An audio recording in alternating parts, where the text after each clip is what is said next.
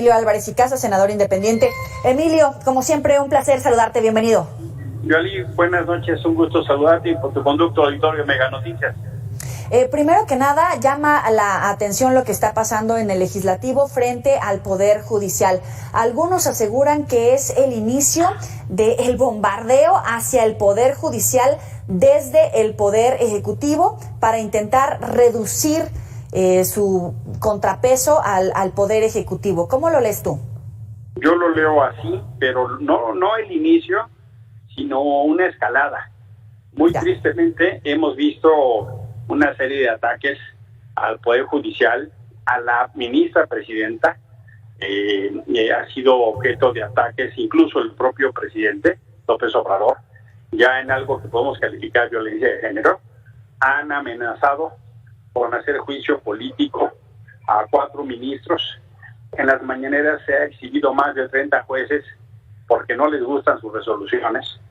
Y cuando la Suprema Corte de Justicia decide tomar una serie de decisiones con fundamento en la Constitución que no le gustaron al presidente, es entonces que Morena en la Cámara de Diputados lleva adelante lo que yo entendería como una venganza, y que es invadir la independencia judicial y tratar de cortar los fideicomisos que son fundamentales para su operación. Emilio, ¿podrías ayudarnos a dimensionar la importancia de este recorte a estos fideicomisos? ¿Por qué es tan sensible en tantos sentidos para todos los mexicanos? Lo primero que se tiene que entender es que el Poder Judicial, como un poder autónomo, necesita sus fideicomisos para su operación, porque si el Poder Judicial le pide dinero a Hacienda, Hacienda condiciona su trabajo de manera que las sentencias siempre sean a favor del gobierno.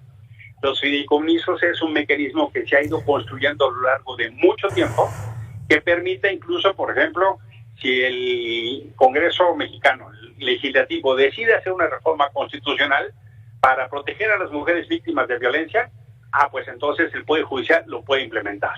Que si queremos que haya jueces de carrera y no jueces implementados, bueno, pues se necesita una base salarial para eso. Que si hay, por ejemplo, personal administrativo jubilado, no lo va a pagar eso el gobierno, lo va a pagar el propio Poder Judicial. De manera que los jubilados del Poder Judicial tengan garantizada después de una vida laboral que van a poder tener una pensión. Esa pensión no se las paga el gobierno, la paga el Poder Judicial. ¿Qué es lo que están haciendo? Le están cortando al Poder Judicial la capacidad de operar. Pero no es solo cosa aquella que le quieran cortar a los ministros, a los magistrados. No, le están cortando cosas básicas, incluso al personal de base. Es que el problema es que con el presupuesto quieren doblar a un Poder Judicial para que siempre le dé la razón al presidente. Y la gente que nos escucha debe tener muy claro que el discurso que se ha hecho es de que quieren quitar privilegios, pero la verdad es que no es así. Ya oíamos el ejemplo, por ejemplo, del Fondo para Vivienda. Es que se trata de casas que utilizan para los traslados de los jueces, en casos incluso de riesgo. Por ejemplo, si hay un juez que resuelve un caso contra un narco y ese narco amenaza con matar a ese juez y a su familia, el Poder Judicial tiene que proteger a ese juez o magistrado y llevarlo a otro lugar para salvaguardar su integridad, porque está en riesgo. Entonces no es que les estén pagando la renta, están protegiéndolos de que no sean los poderes fácticos, los criminales, los narcos, los que los obliguen a dictar a favor de ellos porque saben dónde viven. Por ejemplo, de manera que debe la gente entender que no es que sea una defensa de privilegios, como se ha dicho, sino en realidad es una consecuencia política de las decisiones de la Corte.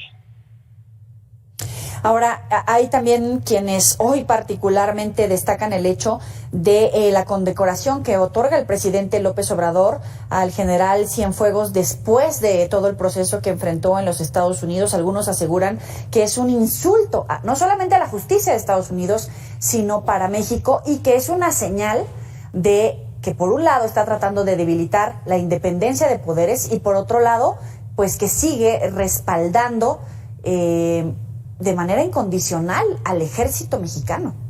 Mira, Por supuesto que sí, eso es el mensaje. El presidente y otros seguidores hacen mucho escándalo sobre García Luna, pueden tener razón, pero el mismo juez que ordenó que se detuviera a García Luna, ordenó que se detuviera a Cienfuegos, el mismo juez.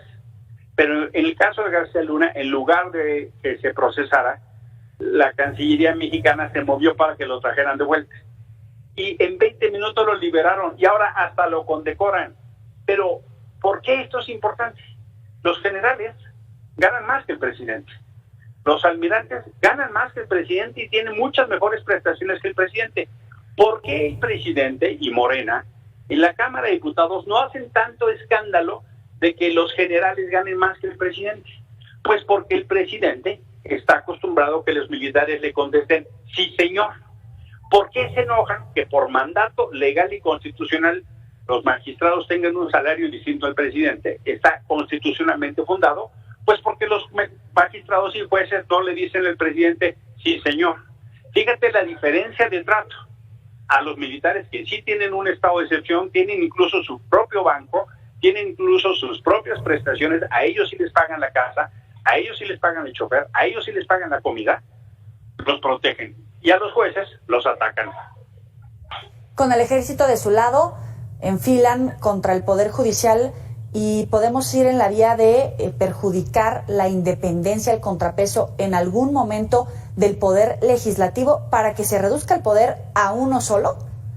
Esa es la ruta que está tomando el presidente, la ruta que está tomando la de un autócrata. Lo que dice nuestra Constitución es que el poder soberano se divide en tres: el ejecutivo, el legislativo y el judicial. Ya controla el ejecutivo, tiene por el momento mayoría en el legislativo y quiere controlar el judicial. Eso no es una democracia. Por supuesto que el poder judicial puede mejorar, por supuesto que tiene que haber arreglos, por supuesto que tiene que haber ajustes, pero no en la línea de arrodillar al poder judicial para que hagan todo lo que el presidente quiere. Lo que el poder judicial tiene que hacer es disminuir la impunidad y acercarse a la gente, no decirle a todo al presidente, sí señor. Eso, la idea de que haya un solo poder supremo, no es una democracia, es un autoritarismo, es una autarquía. No queremos el gobierno de una sola persona, porque queremos que haya muchos contrapesos. Hay más de 2 millones de denuncias al año. Pues no se trata que en todos los casos le den la razón al gobierno, que le den la razón a quien corresponda, punto. Es Emilio Álvarez y Casa, senador. Muchísimas gracias, como siempre, por estar con nosotros aquí para el auditorio de Mega Noticias. Muy buena noche. Muy buenas noches, siempre un gusto estar con Mega Noticias. Buenas noches. Bueno, volvemos con Samuel. Tiene la información.